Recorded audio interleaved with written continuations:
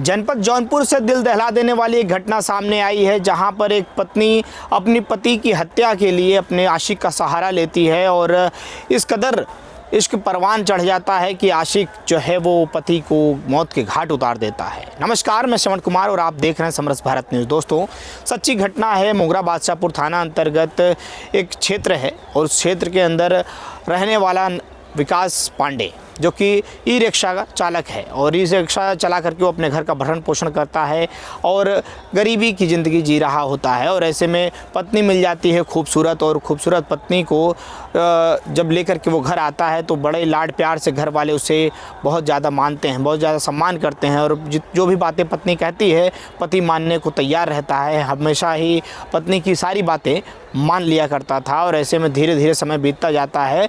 लेकिन वो जो पत्नी रहती है, पत्नी को अपने पुराने आशिक की याद अचानक से आ जाती है। आशिक का नाम होता है रवि चौरसिया।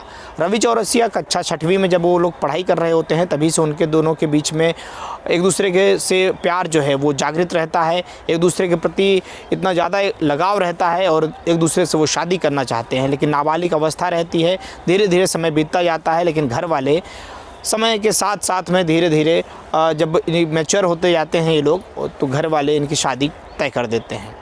शादी दोनों की अलग अलग जगह पर तय होती है और ऐसे में जो लड़की रहती है जिसका नाम शिवानी पांडे है, और शिवानी पांडे की शादी होती है विकास पांडे से। मोगरा बादशाहपुर अंतर्गत थाने के अंतर्गत क्षेत्र है, वहाँ पे विकास की शादी होती है और उस शादी के बाद में हंसी खुशी से परिवार चल रहा होता है। लेकिन धीरे धीरे जो पति है वो ई रिक्शा चालक होता है, उसी से घर का भरण पोषण करता है। और एक दिन वो अपने घर से निकलता है और माँ को कह के जाता है कि मैं भाड़ा लेकर जा रहा हूँ और आप घर पे मेरा इंतज़ार मत करिएगा, खाना खा लीजिएगा। और ये कह करके वो घर से चले जाता है। पत्नी जो है चोरी चोरी छुपके से अपने आशिक से मिला करती थी। धीरे धीरे दोनों के बीच में इतनी ज़्यादा नज़दीकियाँ बढ़ चुकी थी कि वो अलग अलग जगह जा कर के शारीरिक संबंध भी बना लिया करते थे और अलग अलग जगह जा कर के अपने खुशी के पल जिया करते थे। और वो जो पत्नी थी वो आशिक के साथ में ज़्यादा खुश रहती थी। इससे ये सिलसिला काफ़ी दिनों तक चल रहा था और ऐसे में पत्नी जो है वो धीरे धीरे, जो इसका नाम शिवानी पांडे है, उसको अब ये समझ में आने लगा था कि ये जो पति है ये मेरे ऊपर शंका करने लगा है और शक कर रहा है, जिसके कारण से आने वाले समय पर मेरे साथ में किसी प्रकार की दिक्कत ना हो जाए और मैं बिना फंस जाऊं, इसलिए वो एक ऐसा षड्यंत्र रचती है अपने आशिक रवि चौरसिया के साथ मिल करके, जिसमें उसका लकी पांडे भी सहयोग करता है। और जिस प्रकार से इस पूरे षड्यंत्र को अंजाम दिया गया और देने के बाद में ये लग ही नहीं रहा था कि कोई पत्नी इस तरीके से अपने पति की हत्या करवा सकती है। और ये पूरी घटना देखने के बाद में, सुनने के बाद में, हर एक जो बात की जाती है पति पत्नी के सच्चे रिश्ते की, उस पर भी अब सवाल उठने लग जाएंगे कि इस प्रकार से एक आशिक के चक्कर में आकर के महिला ने अपने पति की हत्या करवा दी। दोस्तों, महाकुंभ का महाआयोजन चल रहा है और ऐसे में तमाम लोग अपने घरों से निकल के आस्था की डुबकी लगाने के लिए माँ गंगा के आंचल में जा रहे हैं। और ऐसे में एक दिन भाड़ा तय हुआ जिसमें विकास पांडे जो था, जो ई रिक्शा चालक है, वो कहता है कि हाँ ठीक है, मैं कल सुबह जाऊंगा भाड़ा लेकर के, और भाड़ा के लिए वो तैयार हो जाता है। कुछ लोग उसके टेम्पो पर बैठते हैं और चले जाते हैं स्नान करने, और स्नान करते समय बीतता है, शाम हो जाती है। शाम के समय पर फ़ोन आता है घर पर और बातचीत होती है और वो कहता है कि माँ मेरा इंतज़ार मत करिएगा, मैं खाना खा के आऊँगा। जो सवारी साथ में गई हैं उन्हीं के साथ में ढाबे पे मैं खाना खा रहा हूँ। और वो धीरे धीरे अपनी पत्नी के ऊपर इतना ज़्यादा शंका करने लगा था, शिवानी पांडे के ऊपर, विकास, कि वो नाम बताता नहीं है ढाबे का और जगह का भी नाम नहीं बताते, क्योंकि वो थोड़ा सा प्राइवेसी रखने का प्रयास करता रहता है। लेकिन कुछ समय बीतता है, समय धीरे धीरे जब बीतने लग जाता है तो माँ जो है इंतज़ार कर रही होती है, घर में सभी लोग इंतज़ार कर रहे होते हैं। लेकिन अचानक वहाँ से एक फ़ोन आता है।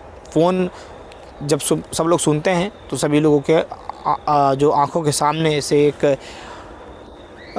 ऐसा चित्र नज़र आने लग जाता है जिसकी कोई कल्पना नहीं कर सकता है। और घर के लोग जो हैं वो बेहोश होने लग जाते हैं कि ऐसे कैसे हो सकता है।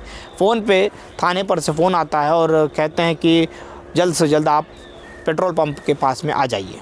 लोग जो हैं वहाँ घर से तुरंत निकलते हैं, पास के ही पेट्रोल पंप पे वहाँ पहुँचते हैं तो देखते हैं कि वहाँ पर कुल्हाड़ी से लगा हुआ जो ये विकास नाम का जो लड़का है, विकास पांडे, कुल्हाड़ी से उसके चेहरे पे धारदार हथियार से हमला हुआ था।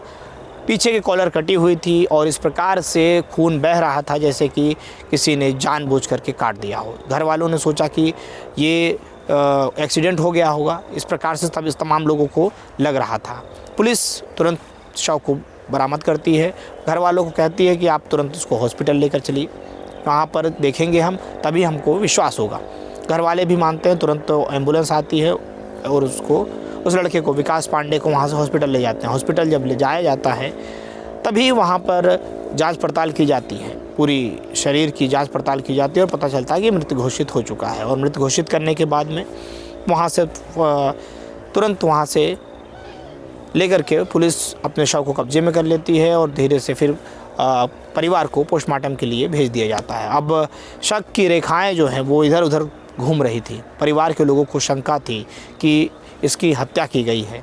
वहीं पास में ही पत्नी खड़ी थी। पत्नी कहती है कि जल्द से जल्द शव को जला दिया जाए एक्सीडेंट करके, क्योंकि अगर जिस प्रकार से अगर इसके शव को घर ले जाया गया तो बच्चे जो हैं वो देख करके डर जाएंगे।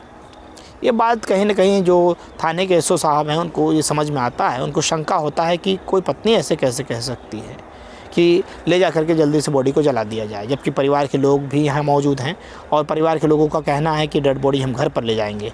तुरंत एसओ साहब कहते हैं कि आप जल्द से जल्द कंप्लेंट दर्ज करवाइए, बाकी हम आगे की जो प्रक्रिया है उसको करेंगे। एफआईआर दर्ज होता है और तुरंत जो शिवानी पांडे रहती है उसका कॉल डिटेल निकाला जाता है और सीडीआर जैसे ही बाहर आता है तो रवि चौरसिया का तुरंत सीडीआर के अंदर मोबाइल से कॉल पे जो बातचीत हुई रहती है वो सामने आ जाता है और धीरे धीरे पुलिस कस्टडी में जब दोनों गिरफ्तार होते हैं और सवाल पूछे जाते हैं और धीरे धीरे दोनों कबूल कर लेते हैं।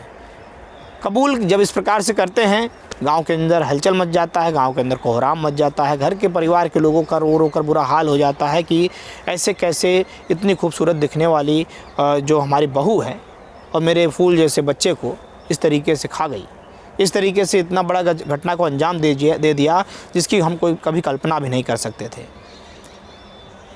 पुलिस ने जल्द से जल्द गिरफ्तार करके दोनों को अब जेल भेज दिया है और आगे की कार्रवाइयाँ चल रही हैं। जल्द से जल्द चार्जशीट तैयार की जा रही है ताकि इसमें और भी पहलू पे जांच की जाए और इनको कड़ी से कड़ी सज़ा दिलाई जाए।